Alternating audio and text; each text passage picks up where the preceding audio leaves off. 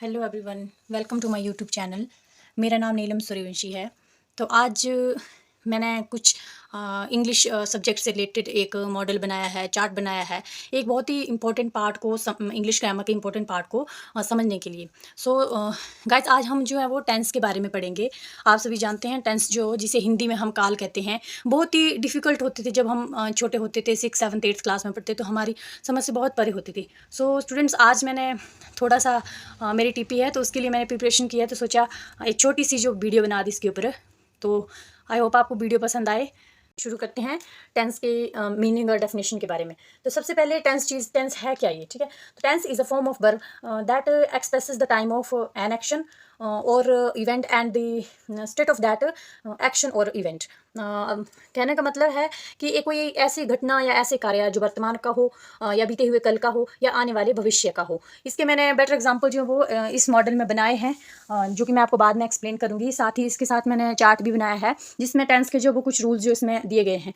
तो I hope आपको video पसंद आएगी। जैसा कि आप सभी को पता ही है कि टेंस के जो वो 3 पार्ट होते हैं। सबसे पहले प्रेजेंट टेंस होता है, फिर second past tense and third one is future tense. तो इसकी मैंने डेफिनेशंस भी साथ में लिखी है कि जो प्रेजेंट टेंस है हमारा, it is about what is happening currently, means कि वर्तमान में जो चल रहा है। जैसे कि अभी हम क्या कर रहे हैं, अभी हम टेंस के बारे में पढ़ रहे हैं, तो ये प्रेजेंट टेंस में हम इसको इंक्लूड कर सकते हैं। Second is past tense. Past tense means कि हमने कल जो पढ़ा था, पिछले कल हमने जो पढ़ा था, ये जो क्या करता है, ये हमें व्हाट हैज़ ऑलरेडी हैपन, जो हमने पिछले कल कर लिया था उसके बारे में हमें बताता है। और लास्ट जो फ्यूचर टेंस, ये हमें बताता है कि what will happen later in future, कि हम आने वाले कल में क्या करेंगे या आने वाले कल में क्या पढ़ेंगे, कौन से टॉपिक के ऊपर जो वो हम चर्चा करेंगे। तो टेंस के लिए जो है वो रूल्स बनाए गए हैं। जब हम छोटे तो हमें समझ नहीं आता था कि ये जो रूल हैं इसके 4 पार्ट हैं, सिंपल, कंटिन्यू और perfect and perfect continue part जो वो तीनों प्रेजेंट पास्ट फ्यूचर के तीनों के जो ये 4 पार्ट हैं, इनको डिवाइड किया गया है। तो सबसे पहले हम प्रेजेंट टेंस को समझने की कोशिश करेंगे। प्रेजेंट टेंस का फर्स्ट पार्ट होता है सिंपल, जिसमें जो वो किसी भी वाक्य के अंत में, यहाँ पे बताया भी गया है कि किसी भी वाक्य के अंत में ता है, ती है, ते है आए, जैसे वो करता है, वो जाता है, वो आता है, वो खाता है, ऐसे जो वाक्य होते हैं उसको हम प्रेजेंट टेंस में इंक्लूड करते हैं।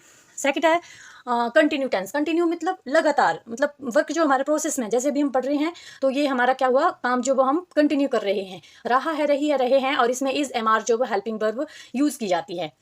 सिंपल में हमने खाली एस से और ई एस ही यूज़ करना है।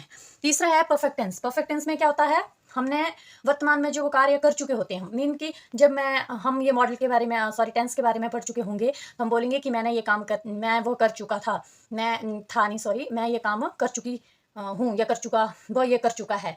तो इसमें हैज़ और हैव का, और साथ में जो परफेक्ट होता है उसमें हम 3 form of verb he use करेंगे, चाहे वो पास्ट है, चाहे वो फ्यूचर है, चाहे वो प्रेजेंट टेंस है। तो ये आपने ध्यान रखना है। लास्ट है हमारा परफेक्ट कंटिन्यू। जैसे कि आपको पता है, परफेक्ट मतलब पूर्ण रूप से वो कार्य संपन्न हो चुका है, और कंटिन्यू मतलब कि वो कार्य क्या है, अपूर्ण है, अभी हुआ नहीं है। तो इसे हम हिंदी में बोलते हैं अपूर्ण, अपूर्ण पूर्णात्मक काल। तो इसमें भी रहा है, रही है, देखेंगे। लेकिन इसमें क्या होता है, जो ये परफेक्ट कंटिन्यू है, इसमें हम क्या कर रहे होते हैं कि हमने आधा वर्क जो हमने कर लिया होता है और आधा हमारा बचा होता है, मतलब वो कंप्लीट नहीं हुआ होता है। और हम बीच में क्या बोलते हैं कि जैसे कि मान लो कि हम अभी 10 मिनट से पढ़ रहे हैं या 5 मिनट से पढ़ रहे हैं, तो हम बोलेंगे कि हम 10 मिनट से पढ़ रहे हैं, टेंस के बारे में पढ़ रहे हैं। तो इसमें मेन बात ये है, सिंस और फॉर में मेन बात ये है, ये दो जो हैं वो परफेक्ट कंटिन्यू में ही यूज़ होंगे। आप देख सकते हैं फ्यूचर में भी, पास्ट में भी और प्रेजेंट में भी। तो इसमें क्या होता है कि ये जो सिंस है वो यूज़ होता है, आप ध्यान देंगे कि सिंस यूज़ होता है पॉइंट ऑफ टाइम के लिए, और फॉर यूज़ होता है पीरियड ऑफ टाइम के लिए। तो आप स्क्रीनशॉट भी ले सकते हैं चार्ट का।